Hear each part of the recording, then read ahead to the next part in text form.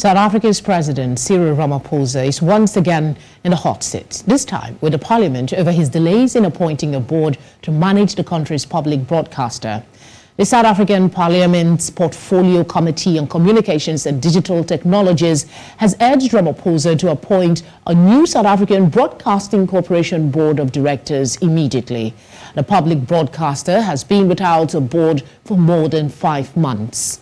In December, nominations for the new board were accepted, but Ramaphosa has yet to finalize the appointments. Last month, however, Ramaphosa wrote to Mapisa Kakula, urging that Parliament to reconsider the list of names originally handed to him and questioning the constitutionality of the process after 12 names were submitted to him, with 3 extra names also chosen. As a result, the committee sought independent legal opinion on this correspondence. Joining us from Johannesburg to discuss this further is Benedict Phiri, a legal analyst. Thank you very much for your time. Thank you so much. It's a pleasure to be on the show, and good evening. Good evening. The SABC has been operating without a board for over 5 months.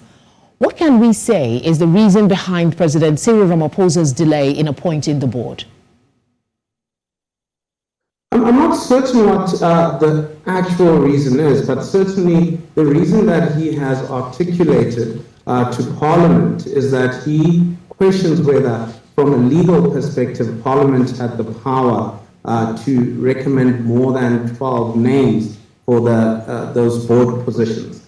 Parliament has come back and basically clarified that from their understanding of the Broadcasting Act, even though the president can only appoint 12 people, they can actually recommend as many as they want, and there isn't a limit on that number of 12. So what the president is saying is that the 15 names effectively, with the 3 additional reserve names, go beyond what the Act provides for. He interprets the Act as requiring only 12 names. My interpretation is aligned with Parliament's interpretation, in that Section 12 and Section 13 of the Broadcasting Act is very clear that the president can only appoint 12, but there is no limit on the number that can be recommended to him. And certainly when you look at why there were additional 3 members recommended, was that if there is a vacancy or one of the 12 is not available, the president could have a ready pool from which then to appoint and make that replacement, which has actually transpired in this particular case. So I don't think the president's reasons are the correct reasons in law, and Parliament's position is actually the correct legal position. Could you expand a little more? What is the nature of the legal opinions being sought by the parliamentary committee?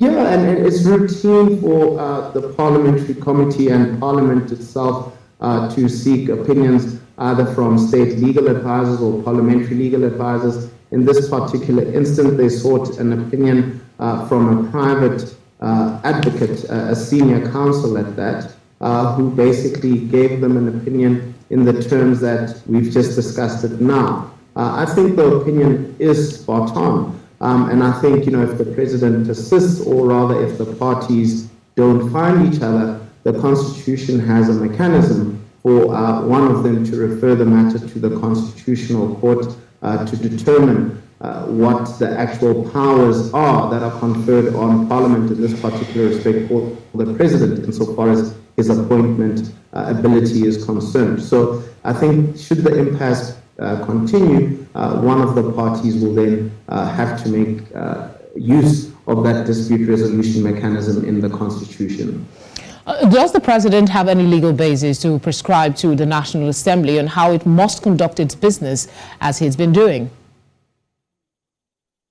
I don't think he has a legal basis. I think, the question that has come up from his perspective does seem like a valid legal question, but on greater clarification and also a further and deeper review of the Broadcasting Act and the powers of Parliament that come from there, you can see that he doesn't have that ability. I think what also complicates the matter is that the Portfolio Committee and Parliament have discharged their function under the Act. So they've done their work, they've fulfilled their office, And I think it would be legally suspect for them to reopen a process that is actually legally complete. I think the president doesn't really have a proper legal basis to take the position he's taking, and Parliament and the Portfolio Committee are correct in this instance.